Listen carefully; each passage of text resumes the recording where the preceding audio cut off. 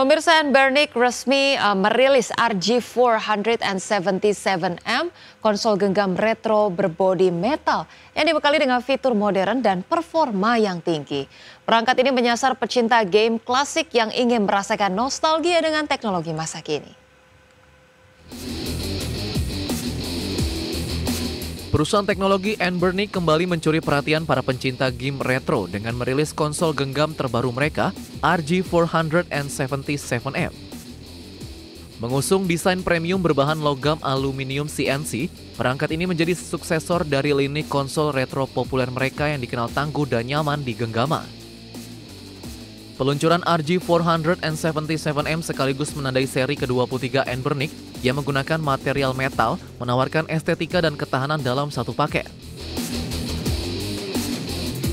RG 477M tampil memikat dengan layar sentuh 4,7 inci LTPS beresolusi 1280 x 960 dan refresh rate 120 Hz, sangat ideal untuk memainkan game klasik dengan format 4:3.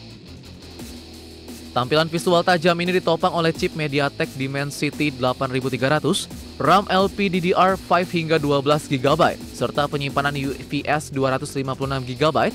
Sistem operasi Android 14 juga menjadi keunggulan tambahan, menjadikan RG 477M bukan hanya sebagai konsol game, namun juga perangkat hiburan serbaguna.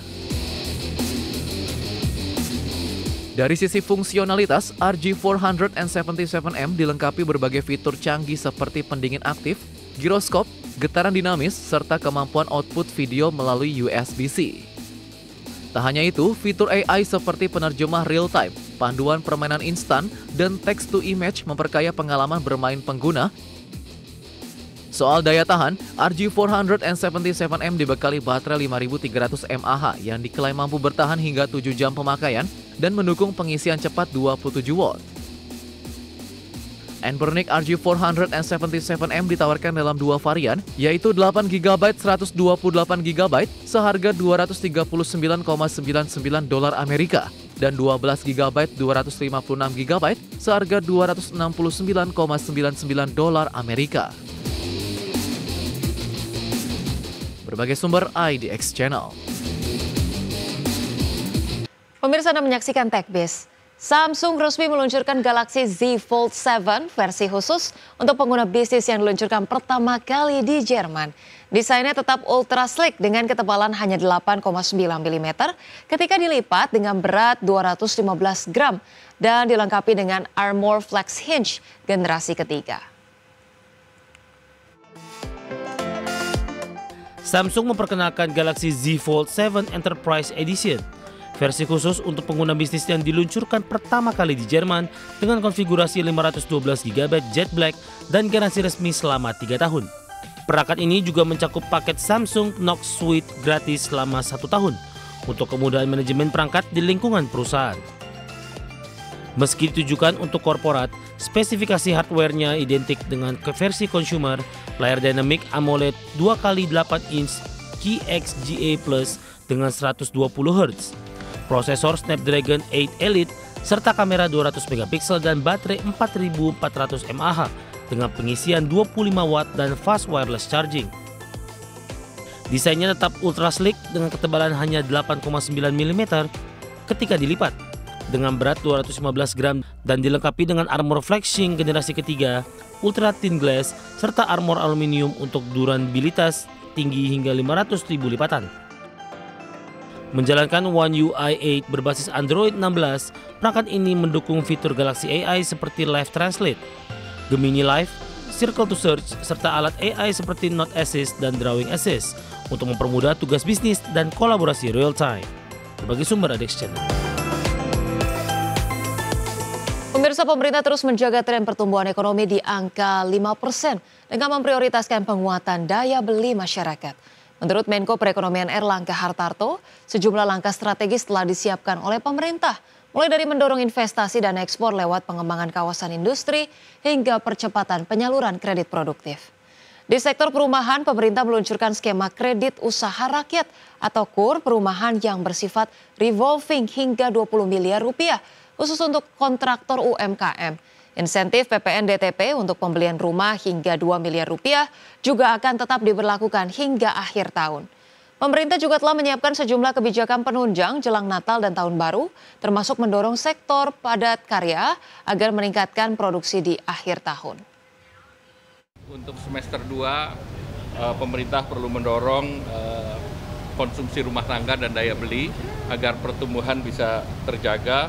Dan beberapa program unggulan yang sedang didorong, antara lain tentunya mendorong investasi dan ekspor melalui kawasan, kemudian juga implementasi daripada kredit, kalau untuk perumahan ada FLPP, kemudian juga baru diluncurkan KUR perumahan.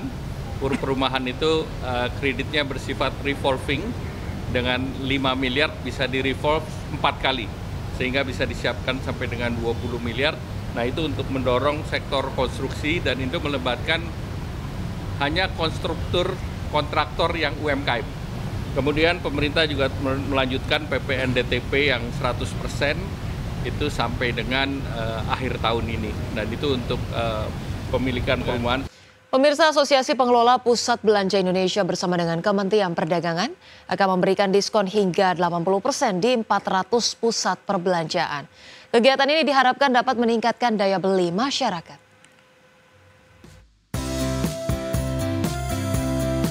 Asosiasi Pengelola Pusat Belanja Indonesia bersama Kementerian Perdagangan akan memberikan diskon hingga 80% di 400 pusat perbelanjaan dalam rangka Hari Kemerdekaan Republik Indonesia.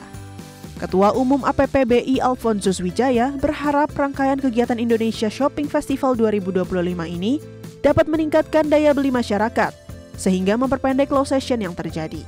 Rangkaian yang diinisiasi 3 asosiasi ini juga sebagai bentuk kado bagi masyarakat pada momen kemerdekaan Republik Indonesia. Kita sedang berada di fase low season kedua. Yang pertama itu setelah Ramadan Idul Fitri, kita masuk low season pertama, fase pertama, kemudian naik sedikit setelah libur sekolah. Setelah libur sekolah kita masuk lagi, sebetulnya ini fase low season kedua sampai nanti menjelang Natal dan Tahun Baru. Nah, acara-acara seperti ini, khususnya di bidang promo belanja, dimaksudkan juga untuk memperpendek low season tadi. Sementara itu, Wakil Menteri Perdagangan Diah Roro Esti mengatakan, rangkaian kegiatan di pusat perbelanjaan ini dapat mengurangi tingginya rojali dan rohana yang saat ini meningkat.